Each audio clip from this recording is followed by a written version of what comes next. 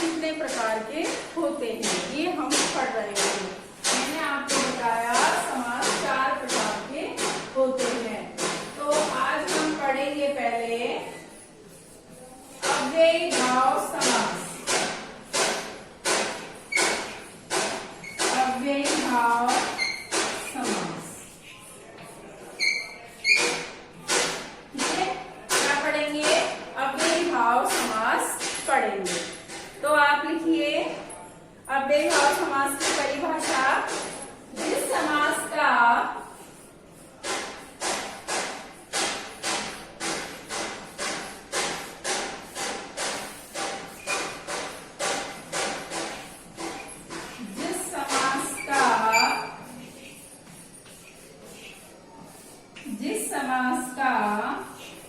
पहला पद, जिस समास का पहला पद अव्यय हो, जिस समास का पहला पद अव्यय हो उसे पहला पद है पूर्व का पद है ना, उसे अव्ययीभाव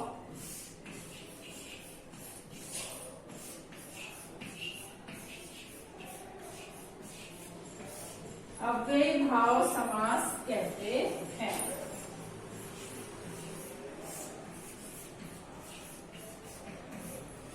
जिस समास का पहला पद अव्यय हो उसे अव्ययीभाव समास कहते हैं। जैसे इसमें देखो उपसर्ग लगा रहता है, आगे क्या लगा रहता है? उपसर्ग। जैसे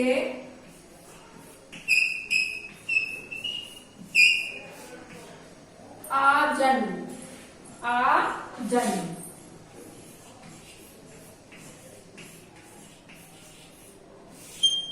जैसे आजन्म, आजन्म, आजीवन,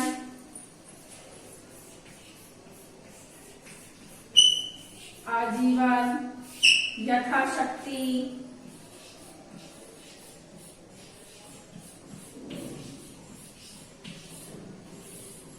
आदि। इस प्रकार के जो भी शब्द होते हैं वो किस में आते हैं? अव्ययीभाव समास में आते हैं।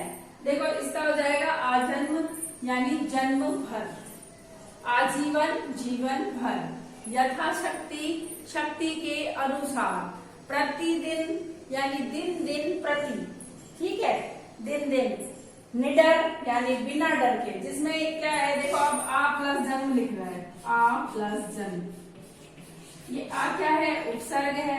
और जन्म क्या है? जन्म होना, जन्म लेना, उत्पन्न होना, ठीक है। तो ऐसे जहां पर भी आते हैं वहां अव्ययीभाव समास होता है। कौन सा समास होता है? अव्ययीभाव समास होता है, ठीक है। अगला चलते हैं, अगला पढ़ेंगे तत्पुरुष समास। अगला कौन सा पढ़ेंगे? तत्पुरुष समास। पहला पद अव्यय हो, पहला पद अव्यय आ रहा है ना, तो अव्ययीभाव हो गया। अब पढ़ेंगे तत्पुरुष समास।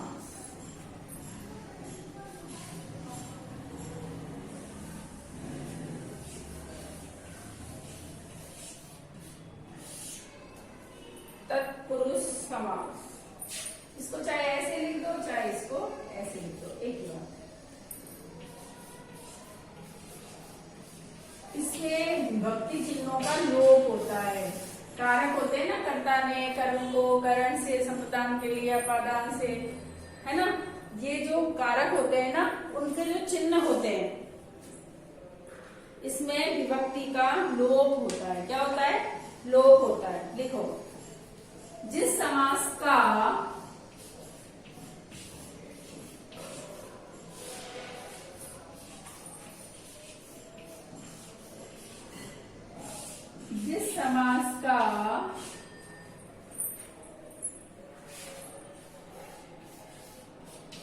उत्तर पद, जिस समास का उत्तर पद प्रधान हो, जिस समास का उत्तर पद प्रधान हो उसे तत्पुरुष समास कहते हैं। उसे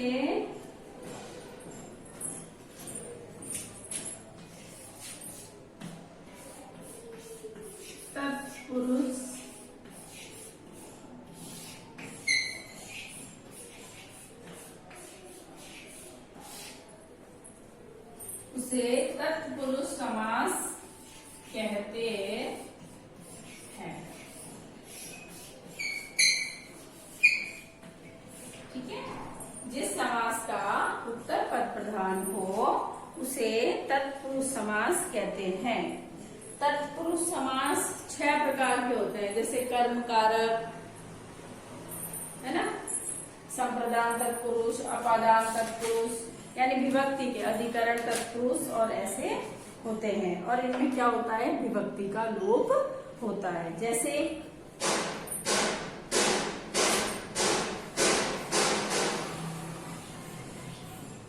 है यश प्राप्त। क्या है, यश प्राप्त। ठीक है, अगर हम इसका विग्रह करेंगे, टुकड़े करके इसको लिखेंगे, ये तो क्या है, समस्त पद है। ये तो क्या है, समस्त पद है। और यदि हम इसका विग्रह करेंगे तो क्या हो जाएगा, यश को प्राप्त।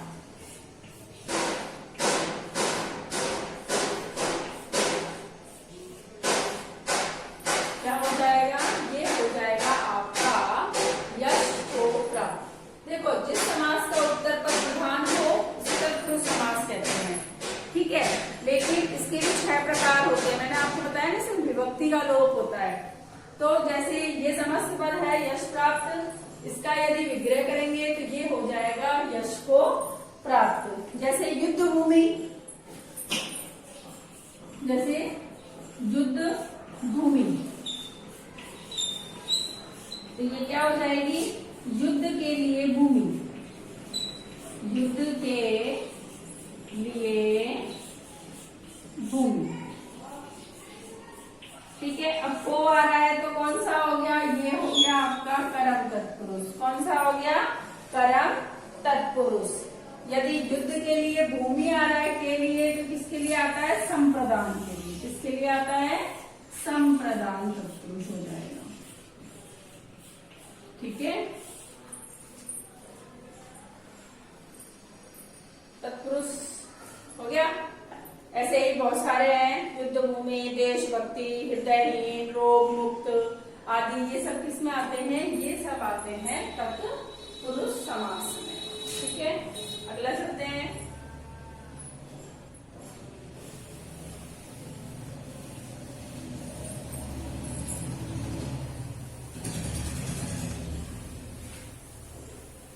अगला कौन सा पढ़ेंगे अब,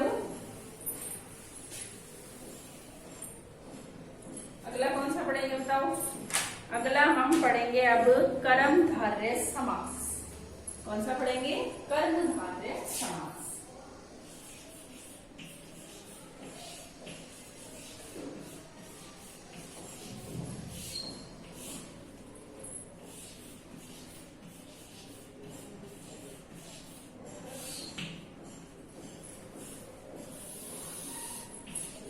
कर्मधारय समास। ठीक है, अगला है कर्मधारय समास। जिस समास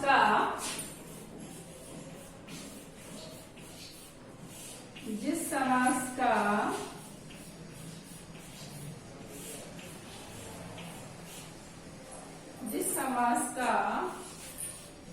पूर्व पद, यानी पहले वाला पूर्व पद विशेषण हो, जिस समास का पूर्व पद विशेषण हो और उत्तर पद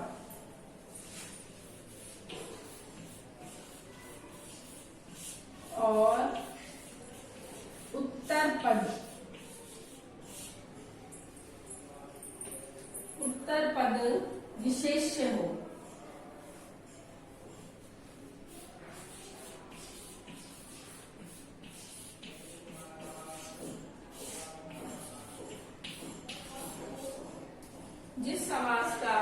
पूर्व पद विशेषण हो और उत्तर पद विशेष हो उसे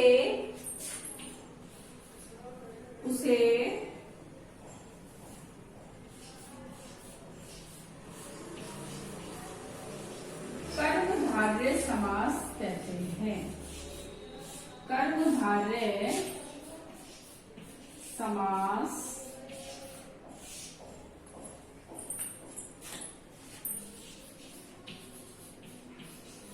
कहते हैं। ठीक है, जिस समास का पूर्व पद विशेषण हो और उत्तर पद विशेष हो उसे क्या कहते हैं? उसे कहते हैं कर्मधारय समास। जैसे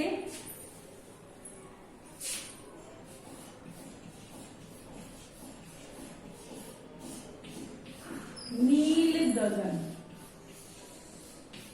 नील गगन, ये तो हो गया आपका समस्त पद। अब हम इसका विग्रह करेंगे तो क्या होगा? नीला है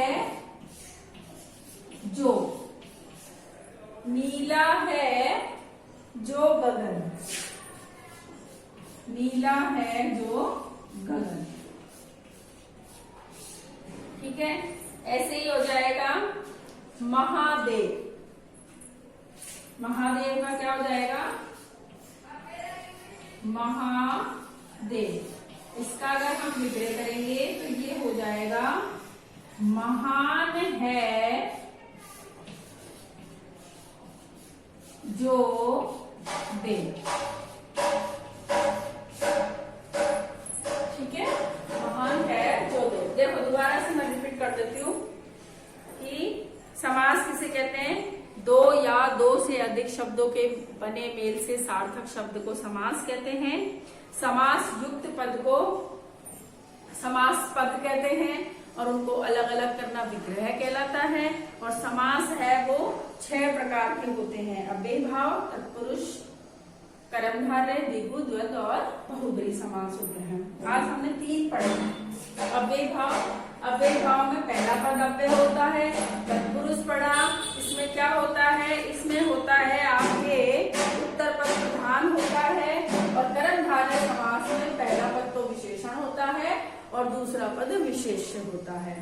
ठीक है, जहां पर भी ऐसा विग्रह दिखाई देगा, महान है जो, नीला है जो, परम है जो, यानी जो शब्द के यहाँ पे जो भी आपको मिलेगा वो सब होगा कर्मधारय में। ठीक है, और उपसर्ग वाले जो शब्द मिलेंगे, अव्यय शब्द जो भी मिलेंगे आपको, वो मिलेंगे आपको अव्ययभाव समास में। तत्पुरुष में आपके क्या होगा? तत्पुरुष में आपके विभक्ति चिन्हों का लोप होता है। जैसे युद्ध की, युद्ध भूमि, युद्ध के लिए भूमि, है ना।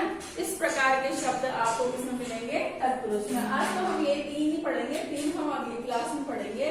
तब तक आप अपना होमवर्क नोट कीजिए। देखिए, मैंने जो आपको ये लिखवाया है, मैंने आपको जो ये लिखाया है उसको आप वीडियो रोक रोक करके इन सब की परिभाषा लिखेंगे और उदाहरण सहित एक एक की परिभाषा क्रमबद्ध रूप से लिखेंगे। तो आप लिखिए, बोर्ड पर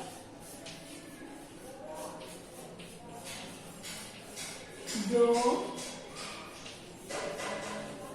समझाया गया है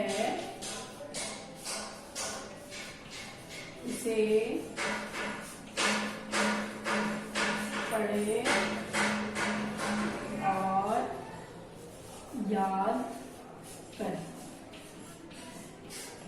ठीक है, ये आपको करना है। ये वीडियो आपको देखना है, समझना है और इनकी आपको परिभाषा लिखनी है। समास की भी लिखनी है, समस्त पद किसे कहते हैं उसकी भी लिखनी है, समास विग्रह किसे कहते हैं उसकी भी परिभाषा लिखनी है। ठीक है, और कितने प्रकार के होते हैं? 4 प्रकार के। और जैसे मैंने आपको पढ़ाया है वैसे आपको नोट भी करना है। ठीक है, आज की क्लास में तो बस इतना ही। अगली क्लास में हम फिर मिलेंगे। तब तक आप वीडियो को लाइक करें, चैनल को सब्सक्राइब करें। स्वस्थ रहे और मस्त रहे।